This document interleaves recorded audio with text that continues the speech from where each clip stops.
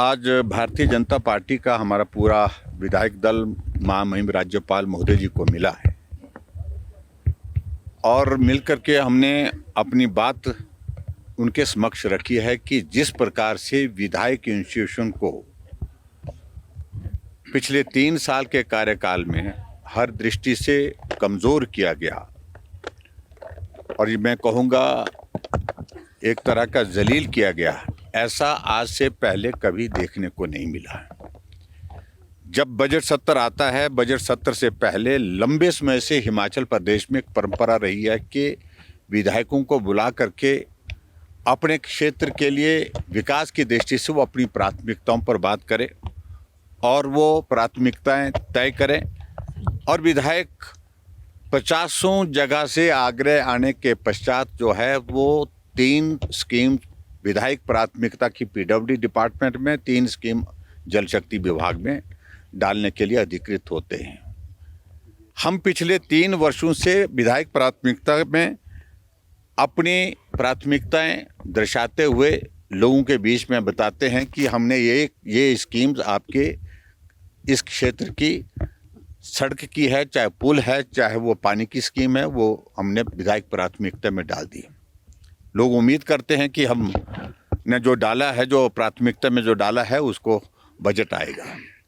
लेकिन 3 साल के कार्यकाल में विपक्ष के विधायकों की ओर से दी हुई प्राथमिकताओं पर जो डीपीआर बनने का काम था वो पूर्ण रूप से बंद किया हुआ है। उसमें कोई डीपीआर नहीं बनाई जा रही है। अगर कहीं डीपीआर बनी भी तो नाबार्ड की स्वीकृति के लिए उसको भेजा ही नहीं गया। अगर कहीं गलती से चले भी गई तो उन स्कीमों को जो है वहीं पर रोक करके जो है वापिस ले करके जो है वो उस पर पैसा नहीं दिया जा रहा है। यानी कि पिछले 3 वर्ष के कार्यकाल में विपक्ष के विधायकों के क्षेत्र में जो विधायक प्राथमिकता उन्हें डाली है उस पर कोई भी काम नहीं हुआ।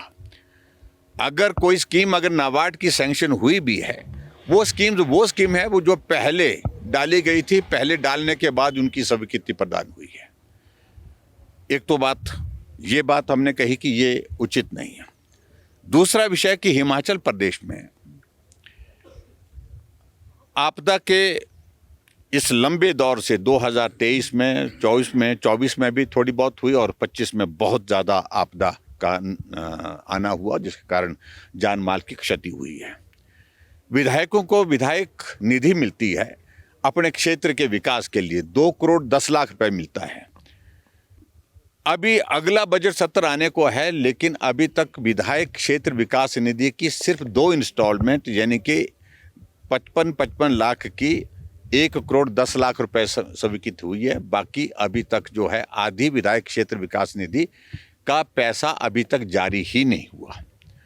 और उसमें भी दिलचस्प बात यह है कि आपदा में जहां लोगों के बीच में जा कर के हम लोगों के जो नुकसान हुए हैं उसकी भरपाई करने के लिए, उसके रेस्टोरेशन के काम के लिए वो पैसा हम खर्च करना चाहते हैं। हमने चिट्ठियां डाल दी हैं। चिट्ठियां जाने के बाद उन लोगों को बता दिया कि आपके क्षेत्र के लिए, इस स्कीम के लिए हमने इतना पैसा स्वीकृत किया है, लेकिन अभी तक जो है उसमें पैसा ही आगे जो है वो स्वीकृत नहीं किया गया है। वो रिलीज़ नहीं, चिट्ठी जा चुकी है लेकिन उसके बावजूद पैसा रिलीज़ नहीं किया गया है। ट्रेजरी से पैसा रोक रखा है। इसके अलावा आगे और बढ़कर के बात आप अंदाज़ा लगाइए कि विधायक इंस्टीट्यूशन की हालत क्या की। हमको ऐच्छिक निधि मिलती है। ऐच्छिक निधि मिलती है, कोई बीमार आदमी है उसको मदद करनी है, कोई गरीब आदमी है, किसी का घर जल गया, आपदा में किसी का नुकसान हो गया, उसको मदद करने के लिए उसमें प्रावधान है। उसमें भी हमने चिट्ठियां डाल दी और चिट्ठियां डालने के बाद बहुत जगह अभी तक वो पैसा जो है वो नहीं पहुंच पाए, इसलिए क्योंकि ट्रेजरी में रोक लगा दी गई है। यानी कि विधायकों का अपमान इस प्रकार से हो गया, विधायकों पर लोग भरोसा नहीं करते हैं। हमको लोग व्हाट्सएप में चिट्ठी डाल करके, जो चिट्ठी हमने स्वीकृति की भेजी होती है उसको भेज करके हमसे पूछते हैं कि चिट्ठी तो आई, पैसा तो आए नहीं। उनको लगता है कि विधायक झूठ बोल रहे हैं। तो विधायक इंस्टीट्यूशन जो है पूरा का पूरा इस सारी चीज़ को लेकर के चिंतित है कि हमारी क्रेडिबिलिटी पर एक बहुत बड़ा प्रश्न खड़ा हो गया, क्योंकि हम एक चुने हुए प्रतिनिधि के नाते जो काम करना चाहते हैं उस काम को करने की स्थिति में हो नहीं पा रहे क्योंकि सरकार उसमें पैसा रिलीज नहीं कर रही है। तो आज हमने इन सारे मुद्दों को लेकर के अपनी बात कही।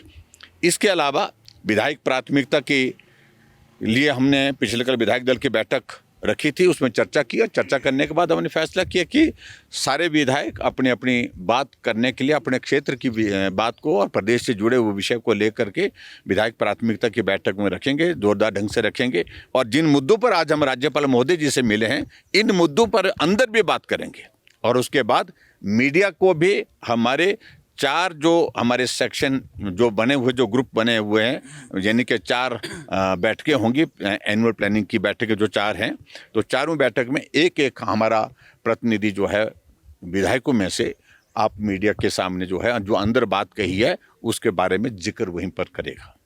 विशेष सत्र भी सर आरडीजी जिस तरह से बंद की उसको लेकर सरकार ने यहाँ पर बुलाने को लेकर राज्यपाल को प्रस्ताव भेजा है 17 फरवरी को, विपक्ष जाएगा उसमें किस तरह से? देखिए अभी तो प्रस्ताव गया है उनकी ओर से, सत्र होता है कब होता है अभी हमें जानकारी नहीं, हमें सुनी है, आप लोगों से ही जानकारी हम प्राप्त हुई है।